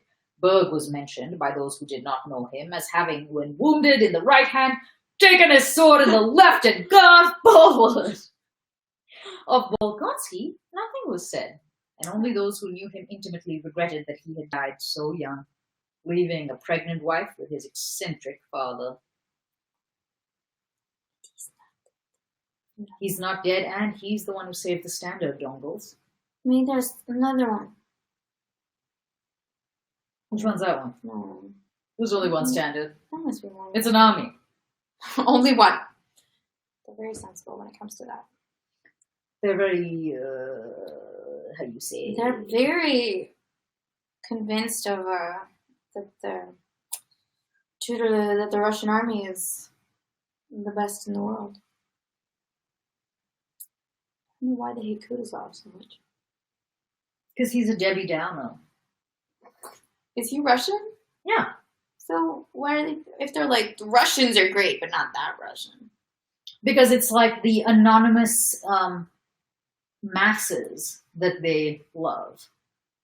Right. It's they love the men. Like, is it just because he wasn't general? Yeah. So he was leading, so it was his fault. Which, fair enough. Okay. He was like asleep during that meeting, as opposed to trying to do something. Yeah, but I think that might have been wise. Wise. Rostov. Because I'm kind of rethinking him after he like held that column back and stuff. Mm-hmm. Right.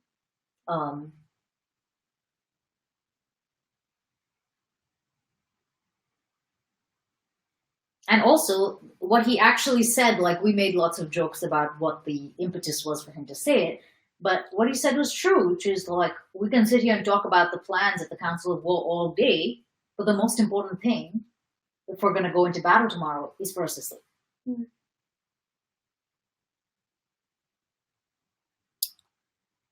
Yeah, what do I think? I just think they were hasty.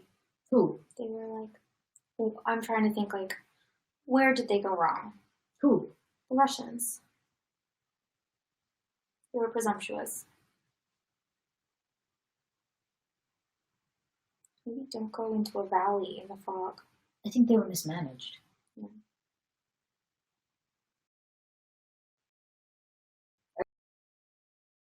don't know how that thing that we had a conversation about Mhm. the people in certain social circles being Right. having a perspective that might not reflect Yeah, the it's like perspective of the it's masses. being untouchable. Yeah. You know, and that extends into everything. Right. And that might not be the Russians. Right. It might just be like this slice of people. Yeah. And by that, I mean, like, obviously, no one knows what on earth is going on. So it is up to, like, the commanders and the generals and all of that. And that's what I'm saying. Like, most of them were presumptuous. And like, no, so they're fine. As opposed to being more cautious. I didn't get the impression that everyone thought it was going to be fine. I got the impression that, especially like at the council, that everyone was talking in different directions and that everyone, at top of everyone's mind was the, like, posturing for each other. So everyone was like, no, let me interrupt this guy to, like, take him down a peg or two. And somebody else was like, what is that person fucking talking about? So it was just like the drama within that room was the most important thing happening. Right. So who knows what they really thought about the actual things.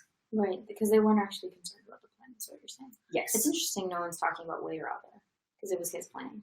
I guess they don't know that. Yeah, I see that too. Right. That everyone's just like clamoring to be heard and didn't really care what was being said. Yeah, because everybody is doing what, to a certain extent, Rostov is doing, to a certain extent, Andrew is doing, which is to come up with the plan that works only because it's going to make them win, not because, meaning, that was not a good choice of words, but because they personally will have a win. Like, they want to crack the code not because of the code, but because they want to be the ones to crack it. Mm-hmm. So I don't know if that's your motivation, how effective necessarily you're going to be at.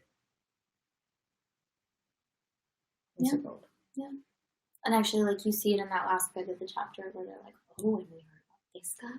He injured his hand. And then he took one guy. Like, yeah, everyone wants to live on in the stories. And also no one wants to turn on the troops, which is the same as here. Like, it's never any individual person. The people who are in the scrap of it, it's never there. Like, you never talk shit about them, ever. No matter what. So your, like, army in terms of, like, the infantry and like that level of people are you're always behind them no matter what. It's a support our troops thing. Okay. Yeah. Right. Word games. Which they are. Yeah. Oi. Whoa. I was about to say, like, I didn't think I would learn so much about war. Are you serious? I was only in a place where I needs must, because there's nowhere to go but up. I didn't think so much of it would be posturing and squabbling and about what coat to wear and the coat, the clothing element has been very strange. Very interesting. But again, with the posturing, I mean, not the posturing so much as the mismanagement, that totally reminds me of, what's it called? I should pull that article out because I feel like I was told you. I want to, the Ray-Bans. That one. Yeah. I don't know if the Ray-Bans came from that book or that story came from my ex. Oh, right. But it's about how money is spent in the army. Yeah, because they ended up with like a stupid number of, like, an overstocking thing that's like, who knows how much money just went into this.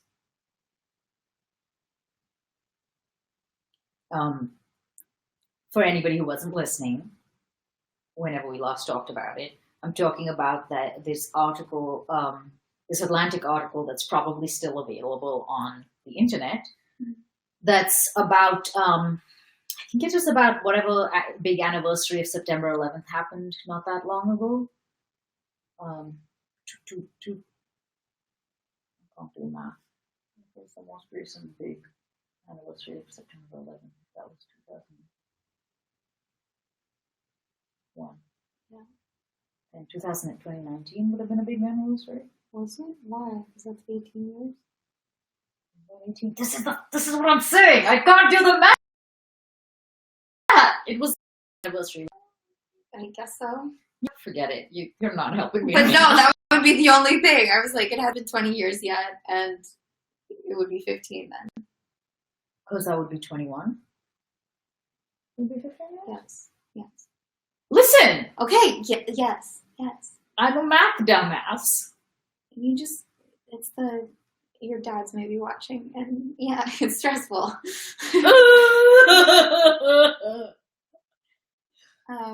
So yeah, I guess when would that have been? Whatever. There was some big anniversary. 2016, does that make sense? Sure. Okay. I gotta go. Okay, Maybe on that. But there's apparently an article on The Atlantic about it's been such and such amount of time since the war on terror began. We have spent this much amount of money. So where has that gotten us? Like what is basically where's the money gone and has it been effective? And it goes charts like all of the expenses and all of the efforts and all of the different departments that were created in order to like so I think the what's it called department that the freaking pandemic office was a part of. God damn it. I wish I was my dad. Yet again. Mr. V. Mr. V! What's that freaking thing who was responsible, the department that's responsible for the communication between like 7 or 8 different defense departments? So they like opened this Homeland Security type freaking thing. Right. You know what? I'm exhausted. I think we're tired. We're going to find out these answers tomorrow. And basically, you're going to know what it is. It's a hot mess. It's a hot mess. We've spent a bunch of money and it's not clear on what. And not only are we arguably worse off than we were then, but also so much poorer. You know, I stress out when I purchase unnecessary items on Amazon that are like, $20. Mm-hmm. Like, who are these governments that aren't ashamed? Why aren't they ashamed of themselves? Maybe they're I would never leave the house if I squandered that kind of money. I don't know that not leaving the house would help them. You look completely naked. There it blows. It's a leotard. Oh. You know, that's what you wear. Yeah, in quarantine. Tomorrow I'm going to dress really fancy. Too. Black tie. Yes. Black ties. You don't literally have to use black tie. Imagine if you thought that. Okay. I'm going to wear a black tie. And I'll wear another colored tie. How am I going to pull this off in a quarantine? Because if I order it on Amazon, it's going to take at least 3 weeks. Maybe by book 20, I'll have a black tie. Maybe it will be made out of garbage bags. We will see. Are our garbage bags black? Oh, ours aren't. I don't know. Goodbye.